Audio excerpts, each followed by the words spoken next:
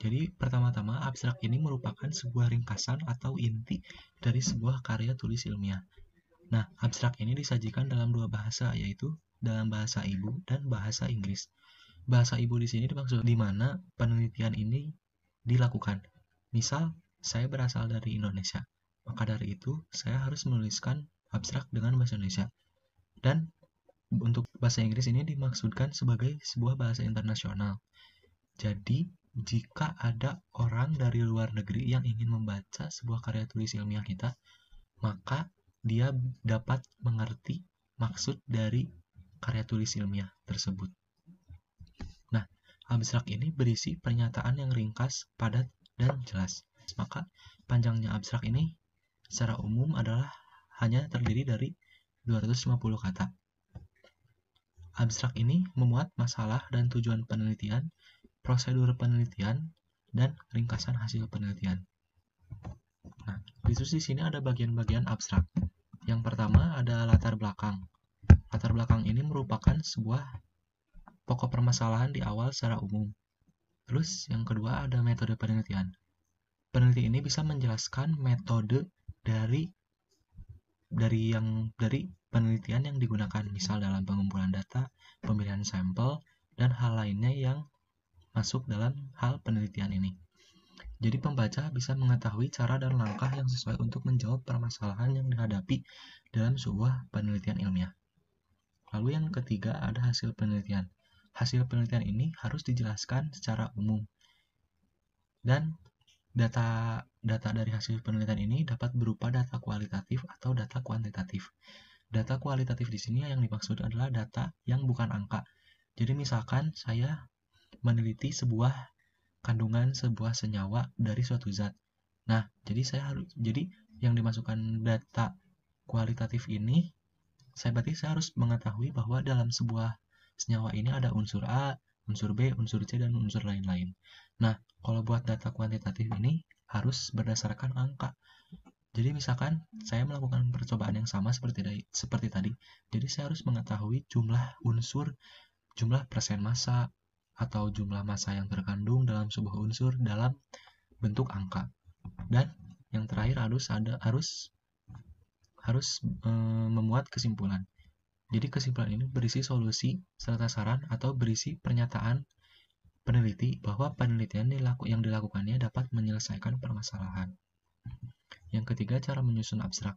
Jadi cara menyusun abstrak ini, abstrak harus terdiri dari empat kategori ini. Yang satu, judul karya tulis. Yang kedua, nama peneliti. Yang ketiga, isi abstrak. Dan kata kunci. Di sini saya mengambil sebuah contoh dari sebuah karya tulis. Nah, di sini di bagian sini ada bagian judulnya. Nah, di sini ada bagian nama atau identitas dari peneliti, dan di sini ada isi abstraknya. Dan nah, ini isi abstrak yang ini harus mengandung dari tadi di bagian-bagian abstrak seperti latar belakang, metode penelitian, hasil penelitian maupun kesimpulan.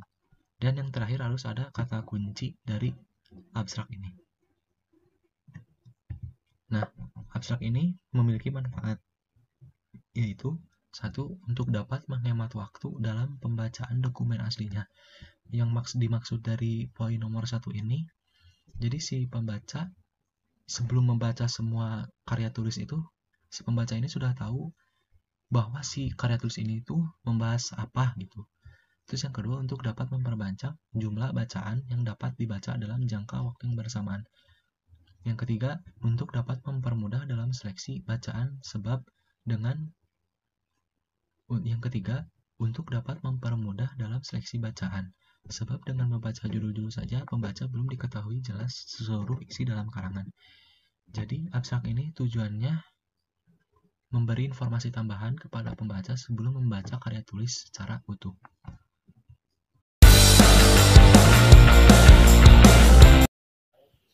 Selanjutnya saya akan bahas mengenai artikel ilmiah. Apa sih artikel ilmiah itu? Artikel ilmiah adalah tulisan yang berisi kumpulan, gagasan, ide, dan hasil pemikiran berdasarkan hasil penelitian, pengamatan, kajian, dan evaluasi yang disajikan secara terstruktur sesuai metode ilmiah.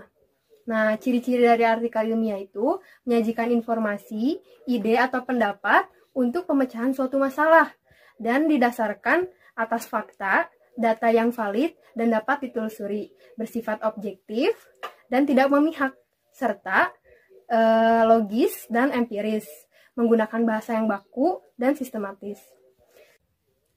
Selanjutnya ada sistematika artikel ilmiah. Yang pertama ada judul, kemudian abstrak atau ringkasan, pendahuluan, metode, hasil penelitian, diskusi, kesimpulan dan saran, ucapan terima kasih jika ada, dan daftar pustaka. Nah, selanjutnya artikel ilmiah ini ada beberapa jenis. Yang pertama, artikel penelitian atau research articles. Artikel ini memuat informasi tentang ilmu pengetahuan baru yang telah dipublikasikan pada jurnal, baik nasional maupun internasional. Juga menjelaskan tentang hasil riset yang bersifat baru dan original, serta menjelaskan metodologi penelitian yang digunakan. Selanjutnya ada artikel review, berisi rangkuman dari beberapa hasil penelitian yang telah dilakukan, disusun secara komprehensif dengan pemahaman yang mendalam terkait bidang ilmu tertentu. Nah, biasanya ini dibatasi awal dan akhir tahun studi literatur yang diterbitkan. Yang ketiga ada artikel berita atau news article. Menjelaskan, memuat penjelasan dan analisa tentang hasil penelitian yang telah dilakukan. Tujuannya untuk memberikan informasi atau wawasan yang akurat kepada masyarakat yang berdasar atas observasi, eksperimen, atau survei yang telah dilakukan. Nah, yang terakhir ada artikel abstrak dan proceeding, berisi penjelasan hasil penelitian yang dipresentasikan pada kegiatan konferensi ilmiah yang ditujukan untuk para ilmuwan atau peneliti untuk berdiskusi dan mempresentasikan hasil penelitian yang sudah mereka kerjakan.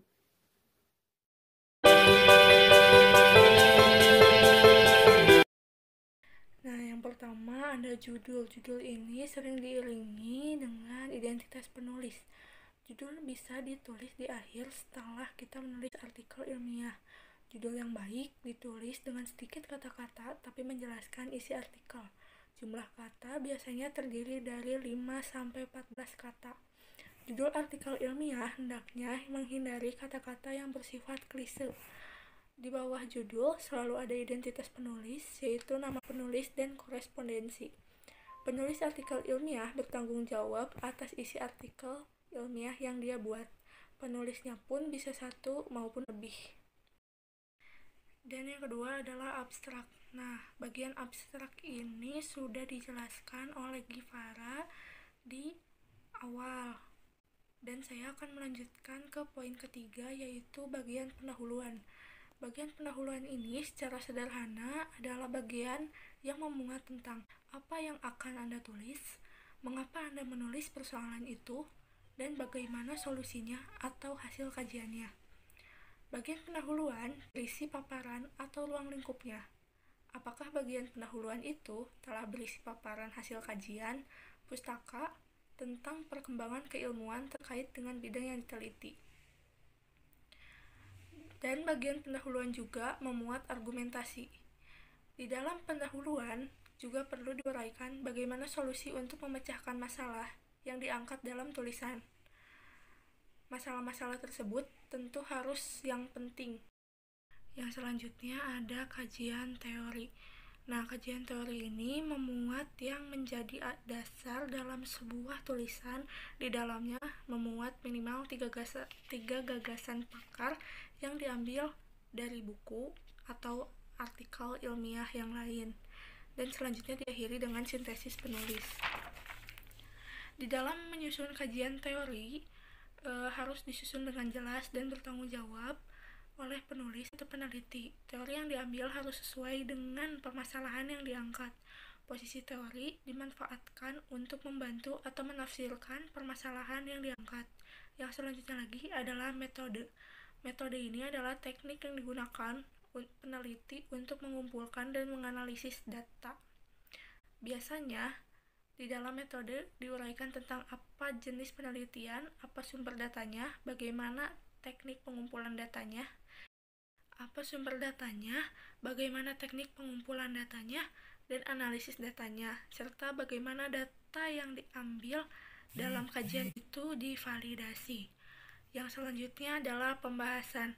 Nah, pembahasan ini memuat hasil, dan sebelum membahas juga boleh dimunculkan dulu hasil kajiannya terlebih dahulu.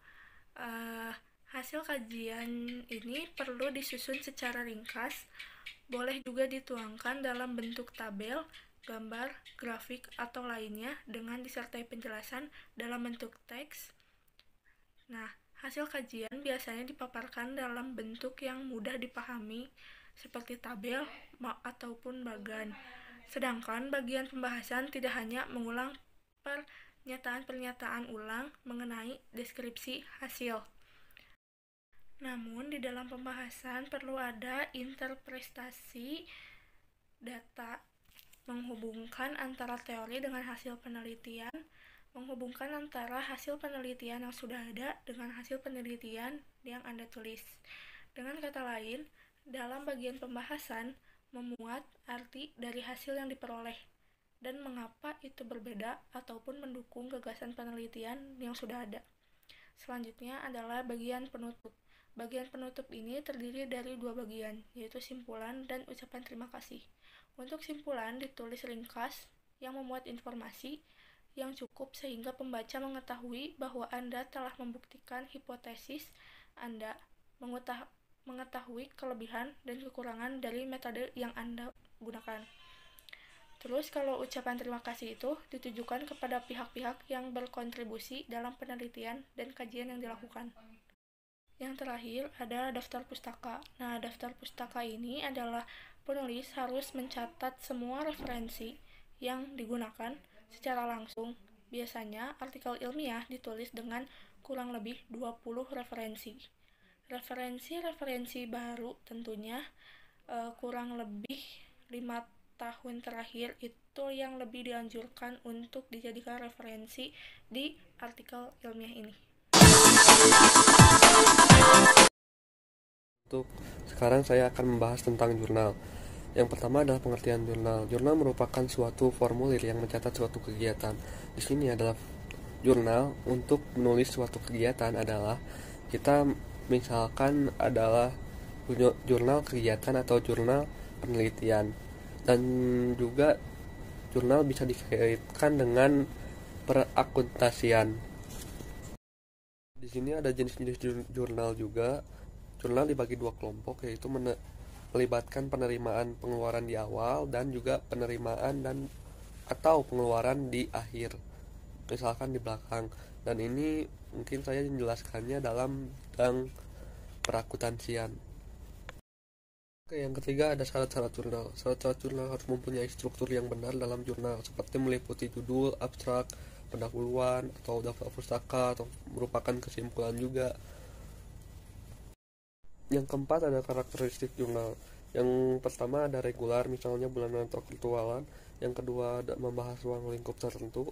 Yang ketiga ada terdapat kebijakan publikasi dan panduan penulis. Ada beberapa cara untuk melakukan penelusuran artikel ilmiah melalui beberapa website. Yang pertama, Google, yang kedua, Academic Search, yang ketiga, Sinta, dan yang keempat, Garuda. Dalam mengecek artikel ilmiah yang sudah dipublikasikan, bisa menggunakan website yang saya sebutkan tadi. Website tersebut untuk menelusuri jurnal yang berisi ber-ISSN dan EISSN. Dan sekarang saya akan membahas tentang 6 cara untuk menelusuri jurnal yang ber-ISSN. Yang pertama, perpustakaan. Cara yang terbaik untuk kita dapat mencari jurnal yang ber-ISSN, kita pergi ke perpustakaan. Yang kedua ialah IP. Pernahkah kalian mendengar IP? IP adalah portal Garuda Publikasi Indonesia Index. Bentuknya adalah website yang menyediakan beberapa jurnal secara gratis. Yang ketiga, LIPI. Di poin kedua, kita telah membahas apa itu IP. Di poin ketiga, kita akan membahas istilah Ilmu Pengetahuan Indonesia. Bagi di kalangan masyarakat dan mahasiswa, LIPI sangat asing sekali. Yang keempat ialah DOAJ. DOAJ adalah website untuk kita mencari jurnal ilmiah yang Di kesempatan kali ini, saya Gisni Fitriani akan membahas tentang bagaimana cara mempublish artikel ilmiah atau submit ke jurnal. Nah, sebelum ke caranya bagaimana, saya akan menjelaskan dulu bahwa jurnal itu terbagi menjadi dua bagian, yaitu jurnal nasional dan jurnal internasional. Nah, jurnal nasional itu terbagi lagi menjadi dua, yaitu jurnal yang ber-ISSN atau EISSN dan yang terakreditasi SINTA. Kalau jurnal yang ISSN itu jurnal yang dicetak atau dibukukan. Nah, kalau yang EISSN itu yang berbentuk elektroniknya. Nah, itu kalian bisa masuk ke website yang namanya garuda.restikbrin.go.id. Nah, ada di sini website-nya, bisa dilihat. Nah, caranya itu kalian tinggal masuk ke Google seperti biasa, terus kalian ketik garuda.ristekblin.go.id. Nah, kalian cari dan itu sudah tampilannya seperti ini. Nah, di situ kalian bisa lihat ada artikel. Nah, jika kalian sudah melihat itu semua, kalian scroll lagi ke atas dan kalian pilih subjek.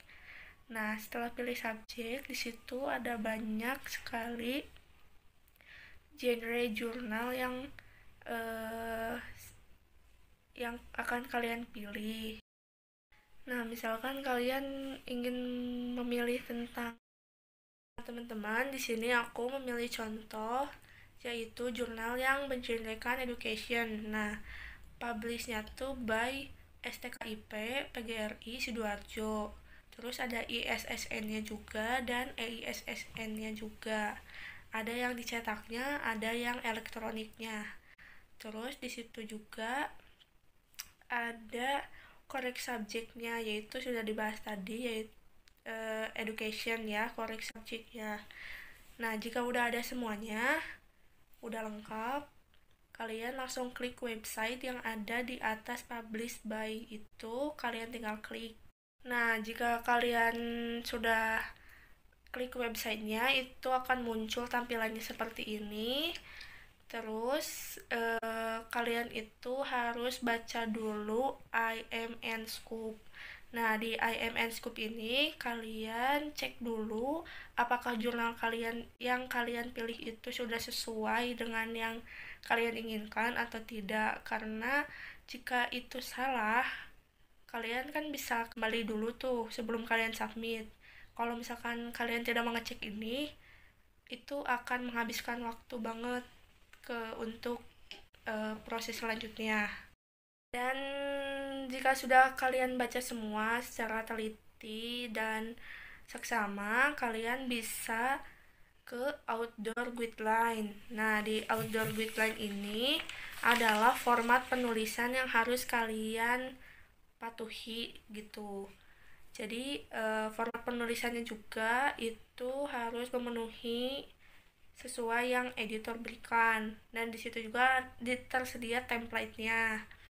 Nah, template-nya itu kalian tinggal download aja di bawah ini, dan kalian tinggal klik dan itu sudah otomatis akan terdownload. Nah, jika kalian sudah mendownload template-nya, otomatis tampilannya itu akan seperti ini. Dan ini tandanya jurnal yang kalian ingin submit itu akan terdownload. Nah, jika sudah terdownload kayak gini, kalian tinggal copy paste aja seperti biasanya. Ini juga untuk mempublish artikel submit ke jurnal itu ada biayanya ya teman-teman. Jadi kalau misalkan kalian ingin submitnya tuh cepet nih, hari ini juga misalkan, nah itu tuh kalian harus melakukan pembayarannya itu dari 150.000 sampai seterusnya, tergantung keperluan kalian seperti apa. Nah yang kedua, misalkan kalian ingin secara gratis, nah itu juga bisa kan, tapi kalian harus menunggu cukup lama sih kalau untuk yang gratis. Username dan passwordnya kalian bisa register dulu, itu ada di atas. Kalian klik register dan isi formatnya sesuai yang diperintahkan. Terus jika sudah mempunyai username, kalian tinggal login aja ke pinggir register itu. Kalian login dan tampilan sesudah kalian login itu akan seperti ini. Nah, jika sudah seperti ini, kalian tinggal klik new submission.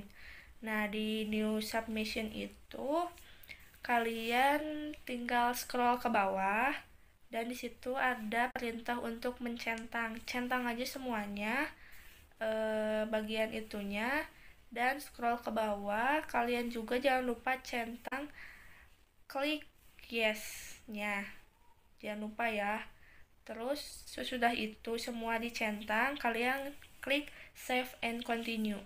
Step kedua untuk submit-nya itu kalian upload submission file, klik itu. Terus kalian pilih artikel teks ya, di situ kan ada pilihannya tuh 1, 2, 3, 4. Nah kalian tuh klik yang artikel teksnya. Jika sudah klik artikel teksnya, kalian klik upload file dan di situ kalian pilih artikel yang tadi kalian download di template-nya. Nah udah kayak gitu, kalian klik continue terus dan continue lagi. Terus untuk misalkan ingin menambahkan filenya lagi, kalian bisa klik ini. Tapi kalau tidak, kalian langsung aja klik save and continue-nya. Ketiga adalah metadata terkait penulisan isi. Nah, ini tuh sesuai perintahnya. Yang terpenting di sini tuh adalah list of contributors-nya atau penulisnya. Nah, kalau misalkan penulisnya itu ada 2, kalian tuh bisa menambahkannya di add contributors. Kalian klik aja di situ dan tulis nama penulis keduanya siapa. Jangan sampai nama penulisnya itu kurang ataupun tidak ada. Kalian harus cek dulu. Kalau misalkan ada 2, ya kalian tulis 2 sesuai dengan buku yang tadi di awal. Keempat ada confirmation ataupun konfirmasi. Ini adalah step yang terakhir. Kalian tinggal klik finish submission-nya. Terus kalau kalian udah klik finish submission, berarti semua stepnya itu sudah selesai, artinya sudah beres. Nah, kalian tinggal lihat di bagian submission-nya, di sana akan muncul apa saja yang udah kita submit dari awal sampai akhir. Nah, udah kayak gitu kan berarti udah beres tuh. Nah, kalian tinggal tunggu aja email dari editornya atau sang penulisnya. Biasanya kita tuh diminta revisi sebagainya